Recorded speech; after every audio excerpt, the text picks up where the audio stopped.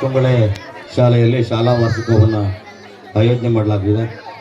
ಈ ಕಾರ್ಯಕ್ರಮದಲ್ಲಿ ಭಾಗವಹಿಸಿರ್ತಕ್ಕಂಥ ರವಿಯಣ್ಣವರೇ, ಕಾಕೊಂಡಳ್ಳಿ ಮಂಜೂರವರೇ, ನನ್ನ ಆತ್ಮೀಯ ಸ್ನೇಹಿತರಂಥ ಸಂಸಮಣ್ಣವರೇ, ಶೇಖರಣ್ಣವರೇ, ದಿನೇಶಣ್ಣವರೇ, ಹಾಗೂ ಈ ಶಾಲೆಯ ಮುಖ್ಯೋಪಾಧ್ಯಾಯರಂಥ ಲಕ್ಷ್ಮೀ ಮೇಡಮ್ ಅವರೇ, ಹಾಗೂ ಆತ್ಮೀಯ ಸ್ನೇಹಿತರಾದಂಥ ಗಣೇಶ್ ಅವರೇ, ಮತ್ತು ಎಲ್ಲ ಸಹ ಶಿಕ್ಷಕರವರೇ, ಮಂಜೂರವರೇ, ದೇವರಣ್ಣವರೇ, ನಮ್ಮ ಸರ್ ಅವರೇ, ಮತ್ತು ಕಾಂತರಾಜ್ ಅವರೇ, ಮತ್ತು ವೇದಿಕೆ ಮೇಲೆ ಇರ್ತಕ್ಕಂಥ ಎಲ್ಲ ಗೌರವಾನ್ವಿತ ಗಣ್ಯರೇ, ಹಾಗೂ ವೇದಿಕೆಯ ಮುಂಭಾಗ ಇರ್ತಕ್ಕಂಥ ಎಲ್ಲ ವಿದ್ಯಾರ್ಥಿಗಳೇ, ಹಾಗೂ ಎಲ್ಲ ಸಮಸ್ತ ಗ್ರಾಮಸ್ಥ ಬಂಧುಗಳೇ, ಹಾಗೂ ಪೋಷಕ ಬಂಧುಗಳೇ, ಮತ್ತು ಅಕ್ಕಪಕ್ಕದ ಗ್ರಾಮಸ್ಥ ಬಂಧುಗಳೇ, ದಯವಿಟ್ಟು ವಿದ್ಯಾರ್ಥಿಗಳು ಈ ಕಡೆ ಗಮನ ಕೊಡಿ. ನಿಮ್ಮನ್ನ ಉದ್ದೇಶಿಸಿ ನಾನು ಒಂದೆರಡು ಮಾತಾಡಲಿಕ್ಕೆ ಇಚ್ಛೆ ಪಡ್ತೇನೆ.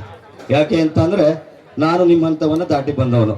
ಕರೆಕ್ಟಾಗಿ 30 ವರ್ಷಗಳ ಹಿಂದೆ 1995-96ನೇ ಇಸ್ವಿಯಲ್ಲಿ ಸರ್ಕಾರಿ ಪ್ರೌಢಶಾಲೆ ದೊಡ್ಡಬೆಮ್ಮತ್ತಿಯಲ್ಲಿ SLC ಓದ್ತಾ ಇದ್ದೆ. ನಿಮಗೆ ಆಲ್ಮೋಸ್ಟ್ ಈಗೆಲ್ಲರೂ ಕೂಡ ನೀವು 15-16 ವರ್ಷದಲ್ಲಿ ಇದ್ದೀರಿ.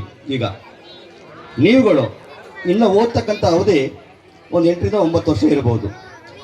ಅಂದರೆ ಒಬ್ಬ ವಿದ್ಯಾರ್ಥಿ ದೆಸೆಯಲ್ಲಿ ಒಬ್ಬ ವಿದ್ಯಾರ್ಥಿ ಏನೇ ಓದ್ತೀನಿ ಅಂದರೂ ಕೂಡ ಅವನು ಡಿಗ್ರಿ, ಮಾಸ್ಟರ್ ಡಿಗ್ರಿ, ಇಂಜಿನಿಯರಿಂಗ್ ಅಥವಾ ಡಾಕ್ಟ್ರು ಯಾವುದೇ ಏನೇ ಓದಲಿ, ಅವನ 25 ವರ್ಷ ಏಜಿಗೆ ಮುಗಿದು ಹೋಗ್ತದೆ.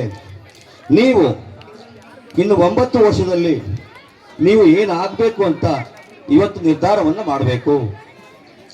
ನೀವು ಮುಂದಿನ 9 ವರ್ಷಗಳಲ್ಲಿ ಏನಾಗಬೇಕು ಅಂತ ನೀವು ಇವತ್ತು ನಿರ್ಧಾರ ಮಾಡಿದರೆ, ಇವತ್ತು ಕನಸು ಕಂಡ್ರೆ ಮಾತ್ರ ಅದು ಸಾಧ್ಯ ಆಗ್ತದೆ.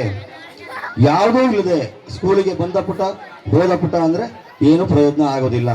ಸಾಧನೆ ಅಂತಕ್ಕಂಥದ್ದು ಸಾಧಕರ ಸೊತ್ತೇ ಹೊರತು ಸೋಮಾರಿಯ ಸೊತ್ತಲ್ಲ. ಈ ಫಸ್ಟ್ ಕ್ಲಾಸ್ ಇರ್ಬೋದು, ಸೆಕೆಂಡ್ ಕ್ಲಾಸ್ ಇರ್ಬೋದು, ಅಥವಾ ರ್ಯಾಂಕ್ ಇರ್ಬೋದು, ಯಾರು ಹುಟ್ಟಿನಿಂದ ಹಣೆ ಮೇಲೆ ಬರ್ಸ್ಕೊಂಡು ಬರೋದಿಲ್ಲ. ಅದು ಪ್ರಯತ್ನದಿಂದ, ಸತತ ಪ್ರಯತ್ನವನ್ನು ಪಟ್ಟರೆ ಸಾಮಾನ್ಯನು ಸಮರ್ಥನಾಗಬಲ್ಲ ಅಂತ ಒಂದು ನುಡಿಮುತ್ತು ಹೇಳ್ತದೆ. ಪ್ರಯತ್ನ ಪಡೆದು ಹೋದರೆ ಯಾವುದು ಫಲ ಸಿಗೋದಿಲ್ಲ. ಹಾಗಾಗಿ ನೀವು ಏನಾದರೂ ಆಗಿ ಸಮಾಜಕ್ಕೆ ಸತ್ಪ್ರಜೆಗಳಾಗಿ ಮತ್ತು ಇಲ್ಲಿಂದ 9 ವರ್ಷಗಳ ಅವಧಿಯಲ್ಲಿ ನೀವೇನಾಗಬೇಕು ಅನ್ನೋದನ್ನ ಇವತ್ತು ನಿರ್ಧಾರವನ್ನು ಮಾಡಿ. ಒಂದು ಮಾತನ್ನು ಹೇಳಬಲ್ಲೆ, ನಾನು ಹೇಗೆ ಸಾಧನೆ ಮಾಡಬೇಕು ನೀವು ಅಂದರೆ, ಈ 9 ವರ್ಷದಲ್ಲಿ ಇದೇ ಶಾಲೆಯವರು ನೀವೆಲ್ಲಿದ್ದೀರಿ ಅಂತ ಹುಡುಕ್ಬೇಕು. ಏನಕ್ಕೆ? ಇಂಥ ಒಂದು ಕಾರ್ಯಕ್ರಮದಲ್ಲಿ ನಿಮ್ಮನ್ನ ಅತಿಥಿಯಾಗಿ ಕರೀಲಿಕ್ಕೆ ಆದರೆ ನೀವು ಆ ಮಟ್ಟಕ್ಕೆ ಬೆಳಿಬೇಕು ವಿದ್ಯಾರ್ಥಿಗಳೇ. ದಯವಿಟ್ಟು, ಯಾಕೆ ಅಂತಂದ್ರೆ ವಿದ್ಯಾರ್ಥಿ ಜೀವನದಲ್ಲಿ ಆಲ್ಮೋಸ್ಟ್ ಎಲ್ಲರೂ ಕೂಡ 99% ರೈತರ ಮಕ್ಕಳೇ ಇರೋದು, ಎಲ್ಲ ಬಡವರ ಮಕ್ಕಳೇ ಇರೋದು. ಯಾಕೆ ಅಂದರೆ, ಬಡವನಾಗಿ ಹುಟ್ಟೋದು ತಪ್ಪಲ್ಲ, ಬಡವನಾಗಿ ಸಾಯೋದು ತಪ್ಪು. ಸಾಧನೆ ಮಾಡಬೇಕು ಅಂದರೆ ಬಡವನಾಗಿ ಹುಟ್ಟೋದು ತಪ್ಪಲ್ಲ, ನಮ್ಮ ಕೈಲಿ ಇಲ್ಲ ಅದು ಹುಟ್ಟಿದ್ದು. ಆದರೆ ಬಡವನಾಗಿ ಸಾಯಬಾರ್ದು. ಪ್ರಯತ್ನ ಪಟ್ಟರೆ ಏನು ಬೇಕಾದರೂ ಅಚೀವ್ಮೆಂಟ್ ಮಾಡ್ಬೋದು. ಯಾಕೆ ಅಂತಂದರೆ ಎಲ್ಲ ರೈತರ ಆದ್ರಿಂದ ಏನಾಗ್ತದೆ, ತಾವು ಉಳಿದೇ ಇರ್ತಕ್ಕಂಥದ್ದನ್ನು,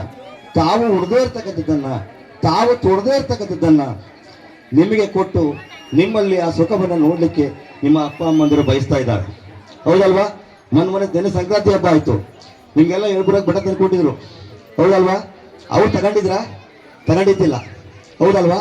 ಅಂದ್ರೆ ಏನು ಅಂತ ಅಂದರೆ, ಯಾವಾಗ ಒಂದು ಹೆಣ್ಣಾಗಲಿ ಒಂದು ಗಂಡಾಗಲಿ ಒಂದು ಮದುವೆ ಅಂತ ಮಾಡ್ಕೊಳ್ತಾರೆ, ಒಂದು ಮಗು ಅಂತ ಆಗ್ತದೆ, ಆಗ ಎಲ್ಲ ಅವರ ಕನಸುಗಳನ್ನು, ಎಲ್ಲ ಅವರ ಆಸೆಗಳನ್ನು, ಎಲ್ಲ ಅವರ ಆಕಾಂಕ್ಷೆಗಳನ್ನು ಬದಿಗಿಟ್ಟು ತಮ್ಮ ಮಕ್ಕಳಿಗೆ ದಾರ ಎರೀತಾರೆ.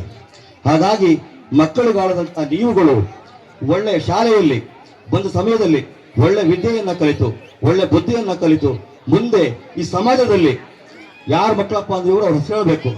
ಹಾಗಾಗಿ ಮಕ್ಕಳು ತಮ್ಮ ತಂದೆಯವರು ತಮ್ಮ ಹೆಸರನ್ನು ಹೇಳ್ಕೊಂಡು ಕೊಂಡಾಡಬೇಕು ಅಂತ ಮಕ್ಕಳು ನೀವಾಗಬೇಕು ಅಂತ ಹೇಳ್ತಾ, ಅದರ ಜೊತೆಗೆ ಪೋಷಕರಿಗೆ ಒಂದು ಮಾತು ಹೇಳಲಿಕ್ಕೆ ಇಷ್ಟಪಡ್ತೀನಿ. ನಾನು ಒಬ್ಬ ಪೋಷಕ. ಈಗ ನನ್ನ ಮಕ್ಕಳು ಕೂಡ, ನನಗೊಂದು ಹೆಣ್ಣು ಒಂದು ಗಂಡು ಅವಳಿ ಜೋಳಿ, ಒಬ್ಬ ಮಗ ಇಂಜಿನಿಯರ್ ಓದ್ತಿದ್ದಾನೆ, ಮಗಳು BSc ಓದ್ತಿದ್ದಾಳೆ. ಆಲ್ಮೋಸ್ಟ್ 90% 15 ಇದೀರಿ ಪೋಷಕರು. ಕಾಲ ತುಂಬ ಬದಲಾಗಿದೆ. ಯಾಕೆ ಅಂತಂದರೆ, ಮಕ್ಕಳನ್ನ ದಡ ಸೇರಿಸೋ ಹಂತದಲ್ಲಿ ಎಲ್ಲೋ ನಾವು ಮುಳುಗಿ ಹೋಗಬಾರ್ದು. ಹಾಗಾಗಿ ನೀವು ಕೂಡ ಎಚ್ಚರವಾಗಿರಿ. ಹಾಗಾಗಿ ನಿಮ್ಮ ಏನು ಮಕ್ಕಳುಗಳು ಎಲ್ಲಿ ಹೋಗ್ತಾರೆ, ಎಲ್ಲಿ ಬರ್ತಾರೆ, ಅವೆಲ್ಲವನ್ನು ನೋಡಿ. ಯಾಕೆ ಅಂತಂದರೆ, ಇವತ್ತು ಸಾಮಾಜಿಕ ಜಾಲತಾಣ ಅಷ್ಟರ ಮಟ್ಟಿಗೆ ಪ್ರಭಾವವನ್ನು ಬೀರಿದೆ. ಆದರೆ ಅದನ್ನು ಒಳ್ಳೆಯದು ಇದೆ. ಅದರಲ್ಲಿ ಸಾಧನಾ ಅಕಾಡೆಮಿ ಅಂತ ಒಂದು ಯೂಟ್ಯೂಬ್ ಚಾನಲ್ ಇದೆ, ಮಂಜುನಾಥ್ ಅಂತ ಹೇಳಿ ಅವರು KS IAS ಇವೆಲ್ಲವೂ ಕೂಡ ಕೋಚಿಂಗ್ ಕೊಡ್ತಾರೆ. ನೀವು ಆ ಸಾಧನಾ ಅಕಾಡೆಮಿಯ ಯೂಟ್ಯೂಬ್ ಚಾನಲ್ ಅನ್ನ ಫಾಲೋ ಮಾಡಿ ಸಾಕು. ಯಾವುದೇ ಕಾರಣಕ್ಕೂ ಕೂಡ ಪ್ರತಿಯೊಬ್ಬರು ಆ ಯೂಟ್ಯೂಬ್ ಚಾನಲ್ ವೀಕ್ಷಣೆ ಮಾಡುವುದರ ಮುಖಾಂತರ ಬೇರೆ ಏನೂ ಓದದೆ ನೀವೊಂದು ಸರ್ಕಾರಿ ಉದ್ಯೋಗವನ್ನ ತಗೊಳ್ಬಹುದು. ಹಾಗಾಗಿ ನಾನು ಹೆಚ್ಚಿಗೆ ಮಾತಾಡೋದಿಲ್ಲ, 2 ನಿಮಿಷ ಮಾತಾಡಿ ಅಂತ ಹೇಳಿದ್ರು.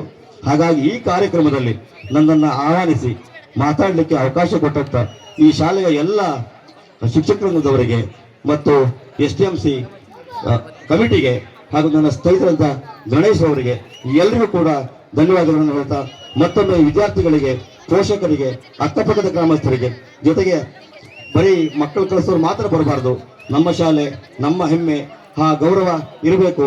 ಪ್ರತಿಯೊಬ್ಬರು ಕೂಡ ಎಲ್ಲ ಅಕ್ಕಪಕ್ಕದ ಗ್ರಾಮಸ್ಥರು ಕೂಡ ಈ ಶಾಲೆ ಅತಿ ಹೆಚ್ಚಿನ ಎತ್ತರಕ್ಕೆ ಬೆಳೆದಕ್ಕೆ ಅವಕಾಶ ಮಾಡಿಕೊಡಿ ಅಂತ ಹೇಳ್ತಾ ಧನ್ಯವಾದಗಳನ್ನು ತಿಳಿಸ್ತೇನೆ. Thank you.